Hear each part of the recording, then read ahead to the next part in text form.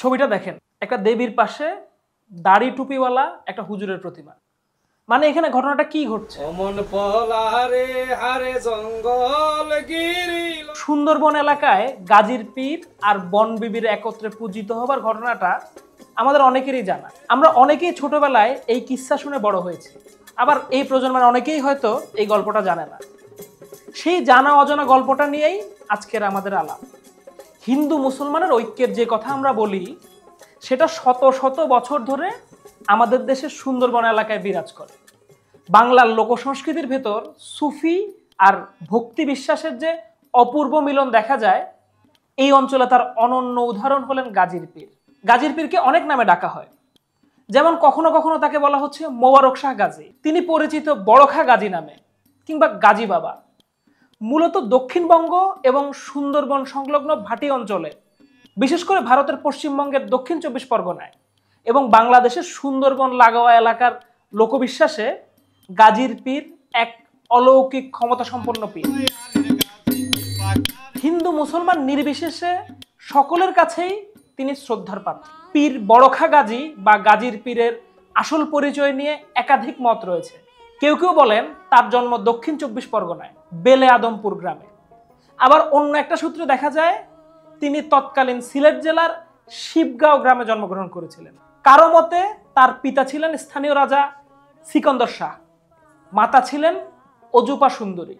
অন্যদিকে অনেক ঐতিহাসিকবিদ বলেন পান্ডুয়ার বিখ্যাত পীর জাফর খাঁর পুত্র ছিলেন বড়খা গাজী। আবার ভাষাবিদ সুকুমার সেনের মতে 14 শতকের বিখ্যাত পীর সুফি খানই পরবর্তীতে 16 শতকে বড়খা গাজী নামে খ্যাতি অর্জন করে। অন্যদিকে আরেক দল বলেন 15 শতাব্দীর পীর ইসমাইল গাজী আসলে আমাদের গাজীর পীর। যাই হোক, এই মতবিরোধকে মেনে নিয়েই সামনের দিকে আগানো যায়। লোককাহিনী অনুসারে বড়খা গাজী পিতার ঐশ্বর্যকে ত্যাগ করে ফকিরি জীবন বেছে নেন। এরপর তিনি সুন্দরবনের ভাটি অঞ্চলে এসে ইসলাম প্রচারের ব্রতী হন। এই সময় তার অলৌকিক ক্ষমতার বহু কাহিনী স্থানীয়ভাবে মুখে মুখে ছড়িয়ে পড়ে। সুন্দরবনের ভয়ঙ্কর পরিবেশে বাঘ, কুমির, সাপ ইত্যাদি জীবজন্তু নিয়ন্ত্রণ করে মানুষকে নিরাপত্তা দেওয়ার ক্ষমতা ছিল গাজীর পীরের। আজকের দিনেও সুন্দরবনের মৌয়াল, জেলে, কাঠুরে যারা দুর্গম অরণ্যে প্রবেশ করেন, তারা পীর বড়খা গাজীর নাম জপ করেন এবং তার আশীর্বাদ প্রার্থনা করেন। এবারে গাজীর পীর আর বনবিবি বা বন দুর্গার গল্পটা শোনা যায়। কিংবদন্তি বলে বনবিবি ছিলেন মক্কা থেকে আসা ইব্রাহিম ফকিরের কন্যা।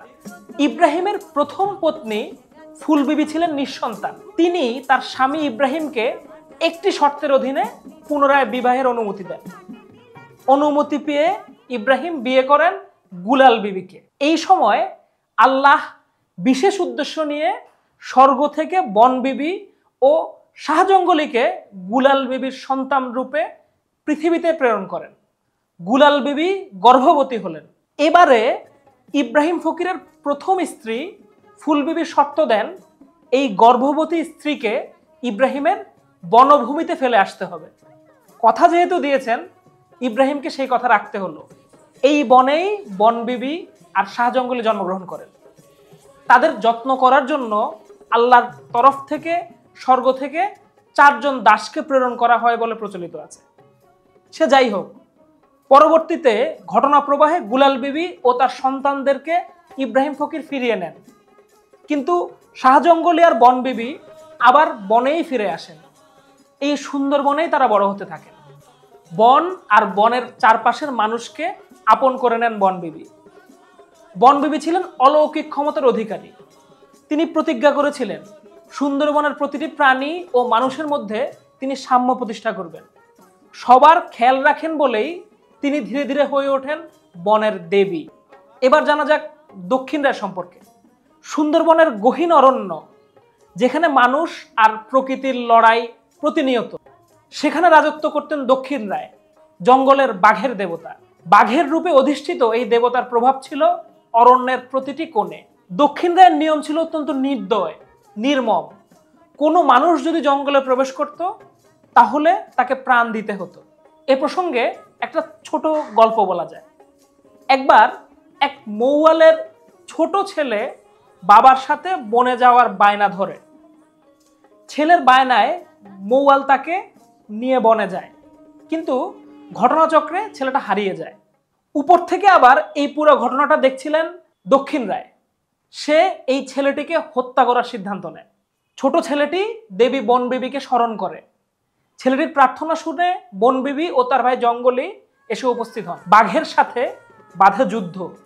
বনবিবি ও শাহ জঙ্গলি দক্ষিণ রায়কে ধাওয়া করে গাজীর পীরের আখড়ায় নিয়ে উপস্থিত হন। পরাজিত দক্ষিণ রায় গাজীর পীরের কাছে আশ্রয় ভিক্ষা করে। অবশেষে গাজী দক্ষিণ রায়ের যেন কোনো ক্ষতি না করা হয় সেই শর্তে বনবিবিকে রাজি করান। বনবিবির আদেশে তার পোষা মুরগিরা এই ছোট ছেলেটিকে তার গ্রামে রেখে আসে। গ্রামে ফিরে এই ছেলেটি বনবিবির পূজাকে জনপ্রিয় করে তোলে। ওই ছেলেটির নাম ছিল দুঃখে। এই ঘটনার পর বনের বিরোধ সমাধানে দক্ষিণ রায়, বনবিবি ও গাজীর পীর একটা সমঝোতায় আসেন। তারা সিদ্ধান্ত নেন দক্ষিণ রায় তার বাঘদের নিয়ে অরণ্যের গভীরে থাকবে। মানুষ জঙ্গলে প্রবেশ করতে চাইলে বনবিবির কাছে আশ্রয় চাইবে, আর বনবিবি দক্ষিণ রায়কে নিবৃত্ত করবেন। এই ঘটনার কোনো ব্যত্যয় হলে গাজীর পীর তার অলৌকিক শক্তি দিয়ে মানুষ ও প্রাণীকুলকে রক্ষা করবে। এরপর থেকেই সুন্দরবনের মানুষেরা বনবিবি এবং গাজীর পীরকে একত্রে পূজা করতে থাকেন। জঙ্গলে যাওয়ার আগে মৌয়ালেরা বনবিবির কাছে প্রার্থনা করত এবং গাজীর পীরের দরগায় মানত করত। তারা বলতো, বনবিবি মা আমাদের রক্ষা করো, গাজীর পীর আমাদেরকে পথ দেখাও। মানুষ আজও বিশ্বাস করে এই দুই সত্তার কৃপা ছাড়া জঙ্গলে প্রবেশ করা মৃত্যুর শামিল। আজও সুন্দরবনের মানুষের মধ্যে এই কাহিনী জীবন্ত। সুন্দরবনের মানুষ এখনো বিশ্বাস করে বনবিবি এবং গাজীর পীর তাদের রক্ষাকর্তা। বনবিবি আর গাজীর পীরকে নিয়ে অসংখ্য লোককাহিনী প্রচলিত আছে। প্রত্যেকটা কাহিনীতেই গল্পটা ভিন্ন ভিন্নভাবে খুঁজে পাওয়া যায়। যেমন ধরেন, রায়মঙ্গল কাব্যে গাজীর পীর দক্ষিণ রায় আর বনবিবির বিবাদকে মীমাংসা করার জন্য হিন্দু মুসলমানের মিলিত একটা দেবতা চরিত্রকে দেখা যায়, যার নাম কৃষ্ণ পয়গম্বর। এই কৃষ্ণ পয়গম্বর জগদীশ্বরের রূপ ধারণ করে সব পক্ষকে শান্ত করেন। এই বনবিবি হিন্দু সমাজে বন দুর্গা, বনচণ্ডী বা বনদেবী নামে পূজিত হন। হিন্দু মূর্তিকল্পে তার গায়ের রং হলুদ, কণ্ঠে থাকে বনফুলের মালা। আর মুসলিম সমাজে বনবিবির নাম পিরানি। ইসলামী প্রভাবান্বিত মূর্তিগুলোতে তিনি টিকলির সাথে টুপি পরিধান করেন, চুলে বিনুনি করা থাকে, ঘাগরা এবং পায়জামা পরেন। কিন্তু দুই মূর্তিকল্পেই তার কোলে সেই মৌয়ালের ছেলে দুঃখেকে দেখা যায়। এই স্ক্রিপ্টটা লেখার জন্য আমি যখন এই গল্পগুলোকে পড়ছিলাম তখন আমি 20টা কাহিনী খুঁজে পেয়েছি। তাই আজকে আপনাদেরকে যে গল্পটা বললাম, আপনাদের শোনা কাহিনীটা হয়তো এটার চেয়ে কিছুটা আলাদা হতে পারে। লোকগল্পগুলো এরকমই, বিভিন্ন এলাকায় মানুষের মুখে মুখে, গানে, কাব্যে আর পটে গল্পগুলো বদলে যায়।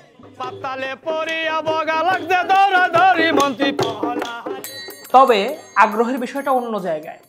সেটা হচ্ছে পরিবেশের সাথে বোঝাপড়া করে চলার আলাপ। আমরা যেমন করে বন জঙ্গলকে জড়বস্তু মনে করি, উজাড় করি, বনের পশুদেরকে শত্রু ভাবি, এইসব আখ্যান আমাদের দেখায় পরিবেশের প্রতিটা অনুষঙ্গের সাথে বোঝাপড়া করে চললেই সবাই সুন্দরভাবে বাঁচতে পারে।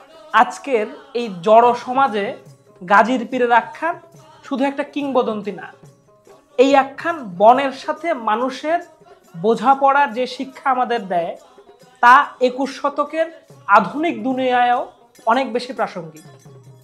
এই ক্যাফে দর্শন সিরিজে এই গল্পগুলোই আমরা বলতে চাই। আগামী সপ্তাহে এরকমই আরেকটা গল্প নিয়ে আপনাদের সামনে হাজির হব। সবাইকে ধন্যবাদ।